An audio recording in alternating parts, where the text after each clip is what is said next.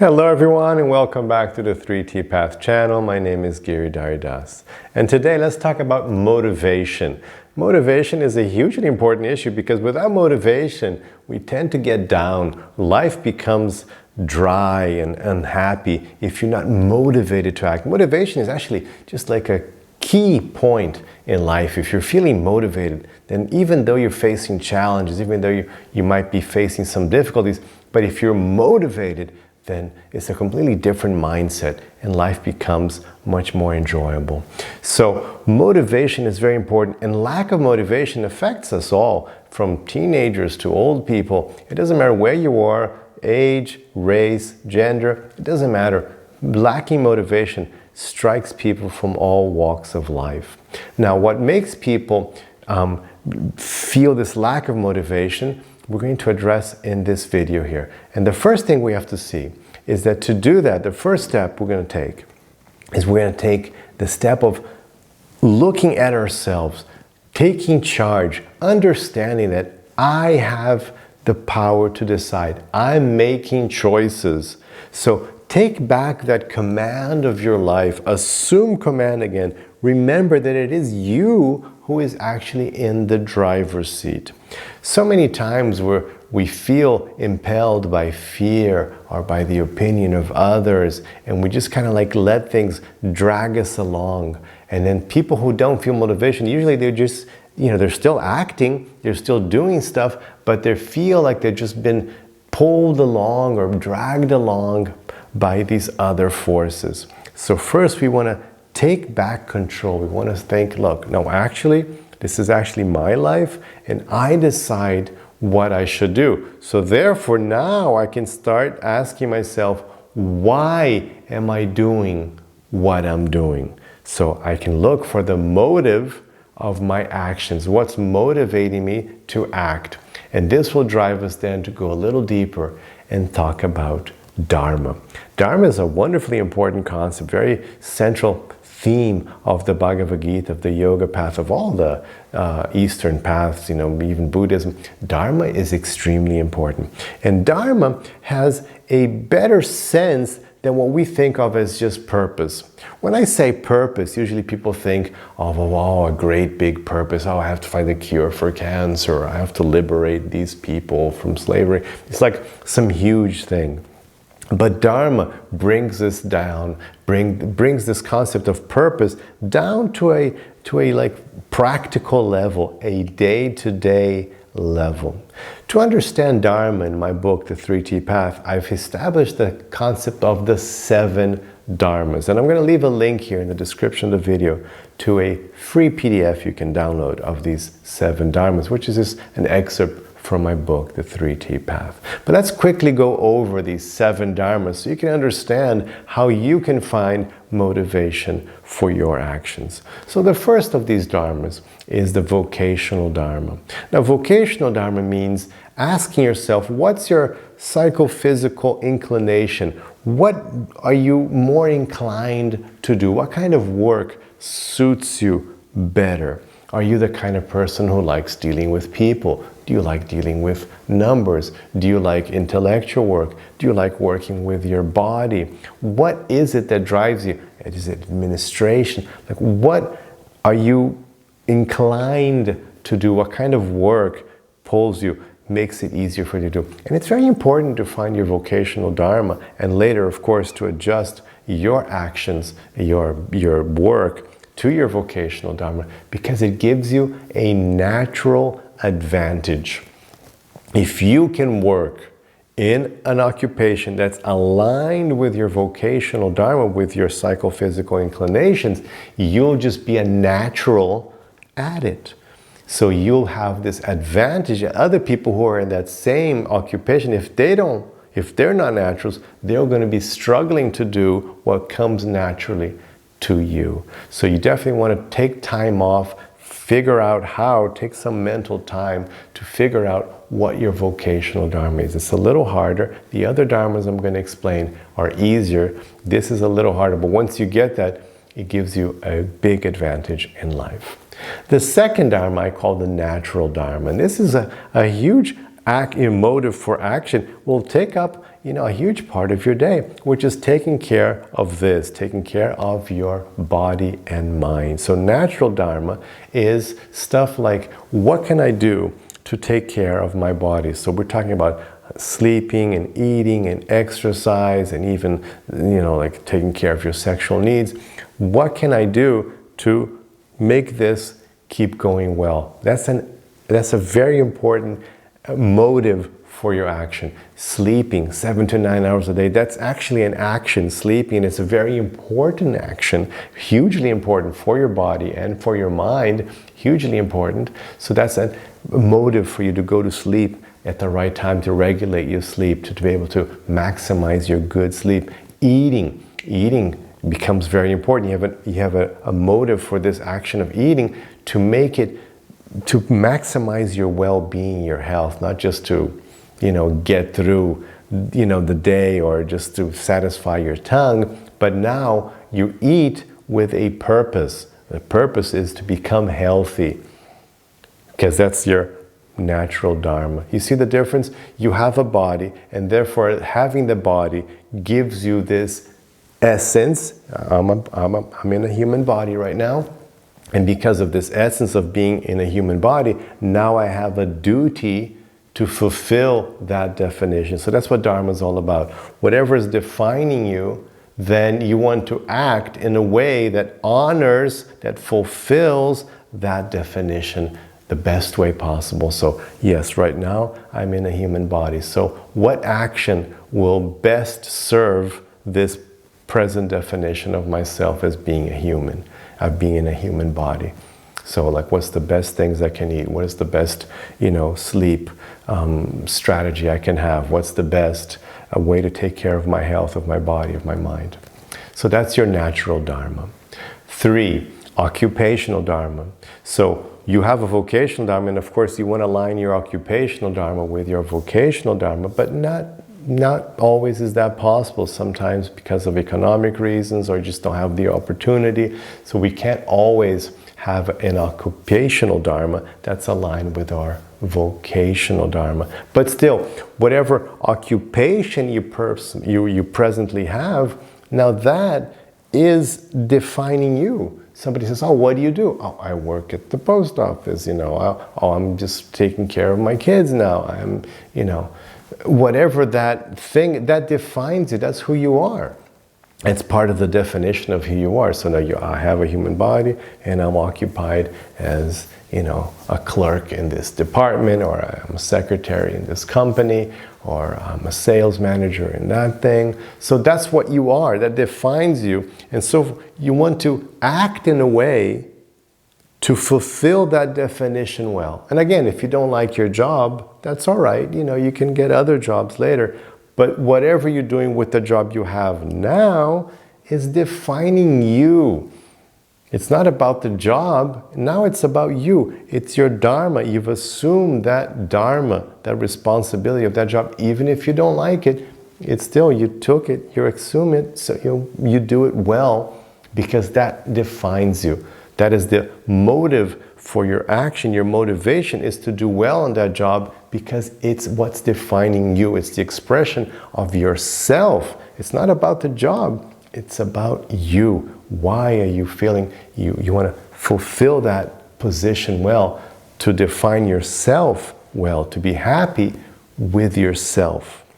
And that's your occupation. And of course, again, you really want to, as soon as you can, gradually go towards having an occupation that's going to be aligned with your vocation, because then it will really come out naturally. Then you really feel good doing it, because you'll be fulfilling 2 of these major dharmas.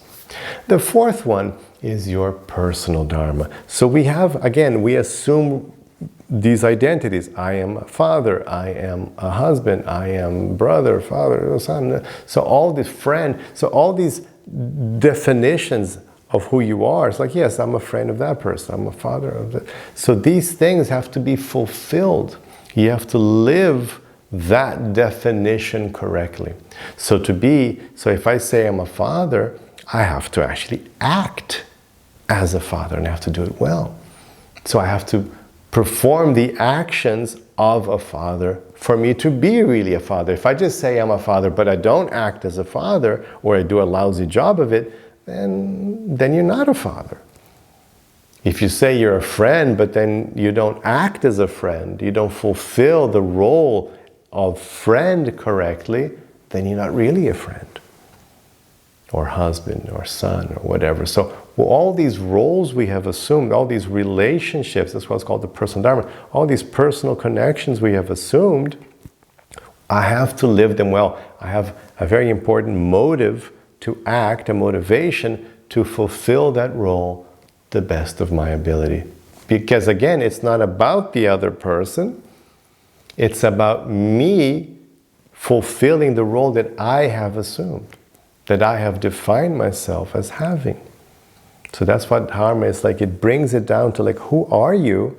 And now live who you are. So that's the motive for your action, is being the best version of yourself. It's being you. You want to be yourself. So you're motivated to act to fulfill who you are. Okay, so that's a personal dharma. A step up from that, we have, I say up because it's connected to the 7 chakras, so it goes up. So a step up from the heart chakra, you have the throat chakra, and that's the community dharma. And the community dharma, again, it's like you are part of a community. That's how you define yourself, right? You say, like, people, oh yeah, I live in this city, I live in this country, I live in this neighborhood, or I'm part of this group, I have a community. So that definition of you as part of some greater community group has to be fulfilled. So you have actions you have to perform, you have duties to perform to fulfill your part in that community. So that's your motive for your actions, because I want to express my aspect as a member of this community. So then you have things you have to do. You have to, in a larger sense, as a citizen, we have to follow the laws, pay our taxes, we want to take care of our neighbors, make sure our neighbors are doing well, support, and maybe you're in a different kind of community. You might be in a bike riding community or a surfing community. Then if people in that community, there's things you want to do to fulfill your role in that community, to honor your role in that community. So these are motives for your actions in these different communities. Then, higher than that, we have the third eye, we have the universal dharma. And that means like a general greater concept, going beyond just like myself, my family, my community, but on a greater level. For example, you're an earthling. So I have to take care of planet Earth. I have to have some sort of ecological consciousness. I have to worry about other species. I have to worry about humans that are way beyond my community. I have to worry about humans on the other side of the planet because, I'm concerned with humanity in general.